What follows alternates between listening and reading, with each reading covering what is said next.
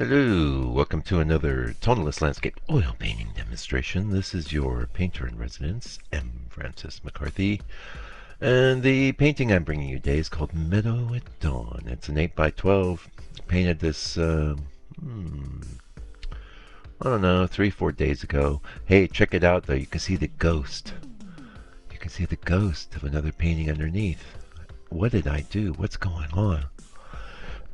Well, the it's not a full-blown painting underneath. It is an underpainting I did. Pardon me.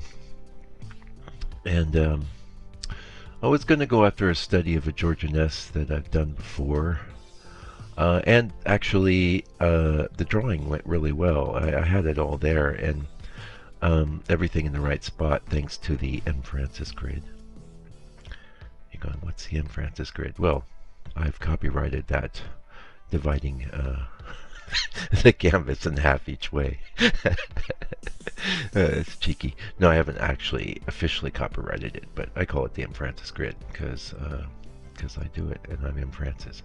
So yeah, it would look good, but then it's a very fiddly, for a Ness, very fiddly painting, and I just found myself, I was like, I don't want to do this again. So basically what I did, and this is, I'm getting to some helpful advice for you, helpful tips before you start bailing.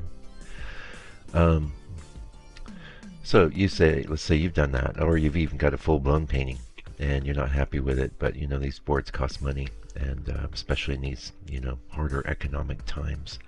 What you can do is, if there's a lot of raised paint, you can kind of scrape it down a bit with the edge of a palette knife, and always be careful doing that, not to gouge your surface.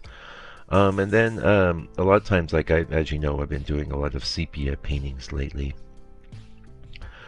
But it doesn't even matter what paintings you're doing. You know you're left over. You have paint left over at the end of the day. You can pretty much just mix it all together and rub that on top of one of your failed paintings, so that, as you can see here, it's slightly transparent, but you know, good enough that it's not distracting from what we're doing now. Yeah. So, and let's talk about the scene we're doing now. This is a scene I painted quite a while back. A bit larger, but it was handy, and I liked it, and it was fresh, and I felt like, you know, I want to take a break from all this sepia stuff and do something with some nice fresh color, which is coming. It's coming, and that's what I did. And it's for me, a pretty, you know, a strong, solid composition. You know, nothing earth-shattering, and the kind of thing I like to do quite often, where you have a bit of weighted elements on one side, a little less weight on the other side, something like a stream or a path pulling you in. You know, and I don't necessarily feel the need to get super original in my compositions. It's enough that you just avoid compositions that are bad and don't work. And I was working with a student this last Sunday, who has been we're trading dog babysitting for some lessons, and she's really pretty talented painter, but just laying some stuff on her that I'd learned over the years. One good one was like, she had this bit of reference with like a palm tree, but it was right in the center, and to me it's pretty much automatic kiss of death.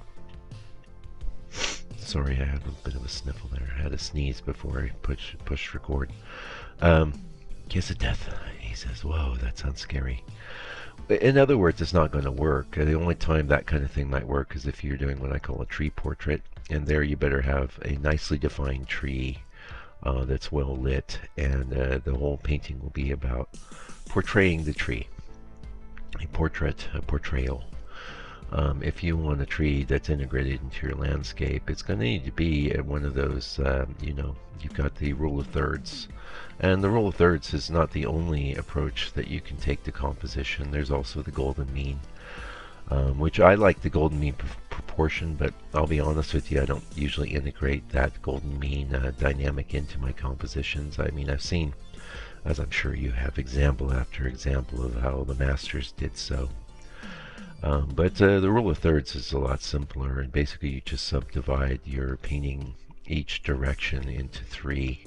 And where these points intersect is a good place to put your, on or near, by the way, is a great place to put one of your focal objects. And you really should have one main focal object and then subordinate objects. So in this case, of course, it's our group of trees. The tallest tree is pretty much going to be the automatic focal object because it's got the most contrast against the sky. It's the tallest. It's the thing you notice. The whole group together functions as one object, actually. And that's roughly in that 3rd spot. I don't worry about putting things precisely on those. Like I could have tried to get that one tree precisely at the 1/3 mark, but that's not required. What's required is that, you know, you sort of, it's just sort of a really good way of thinking about how you're going to divide your picture plane. And you also want to give some thought to like how people are going to enter those. So, you know, with something like a stream or a path, they're going to come in from the bottom. They're going to go around, they're going to hit that tree, they're going to dwell in the sky, and then they're going to kind of loop around again, which is what you want. You want to avoid you know, impeding the viewer's eye in odd ways.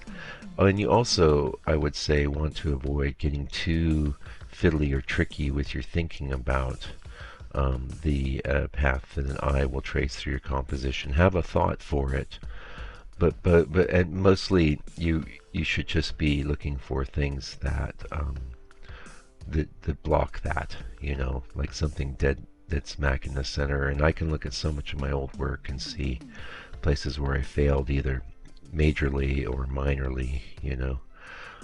Then this is the other reason, you know, another good rule, I'll lay it on you. Here we are at the 6-minute mark, so we've lost the people that want to know that yellow and red make orange, and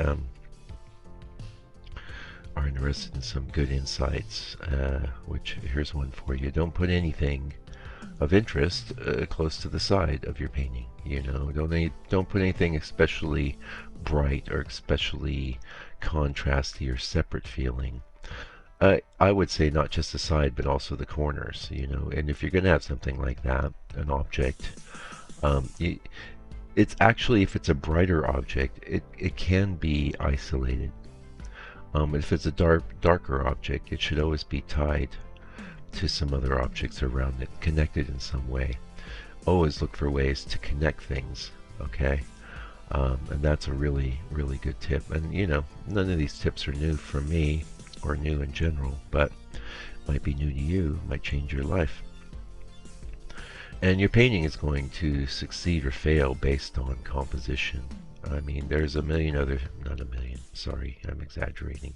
There's a lot of other things that need to go right to have a really nice painting. But if the composition aspect is incorrect or wrong, it's going to fail. It doesn't matter how much time you spend on it, how lovingly you render the details, or how dialed in the contrast is and effective your portrayal of forms and things are. If the composition isn't there, people won't enjoy the work, and they may recognize and give you credit for your hard labors, but it won't succeed as a work of art. And hopefully you'll do enough paintings that you'll end up realizing that that's something that of course it's something that you've done, because it's something all of us as painters have done, compositions that were inadequate or failed. The only way, the best way, it's not the only, yeah, it really is the only way. I'm gonna make a blanket statement here. The only way to learn composition is through experience. You can get tips. I've just given you really one of the best tips ever, the rule of thirds. But there's a lot of ways to arrive at clever compositions. There's the random approach, which, what's his name? Andrew Loomis, Creative Illustration. A lot of people know about this book. It's really clever. And this was a very bright man. Of course, he knew about the rule of thirds. He knew about the golden mean. He had mastery. But he had the one approach where he would just take and start running lines randomly across his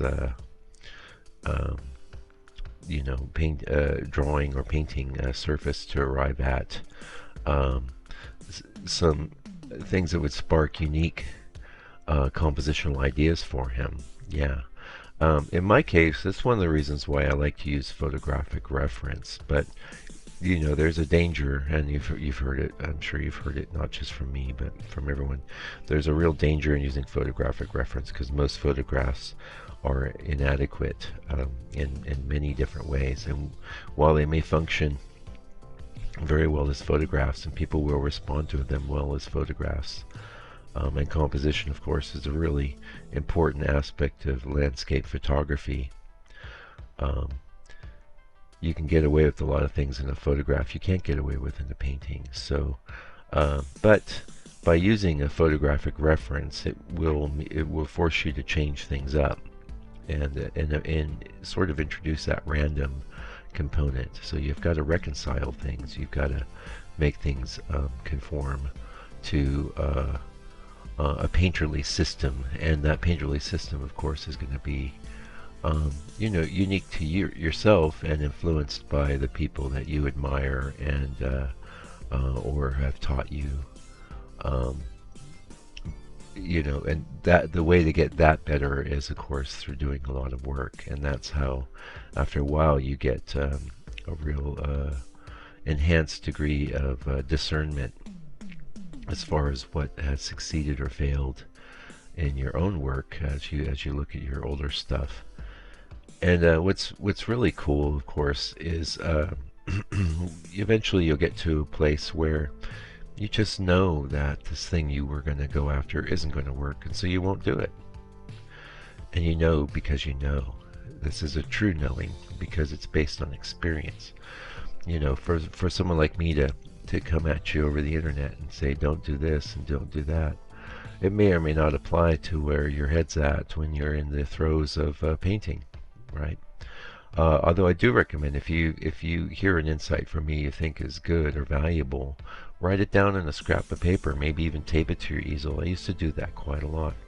One of the things that I struggled with a bit was that I tend to like a darker value structure, and every now and again, not so much anymore because frankly I like selling paintings, but I want to just do paintings that I think are really good and that I like. And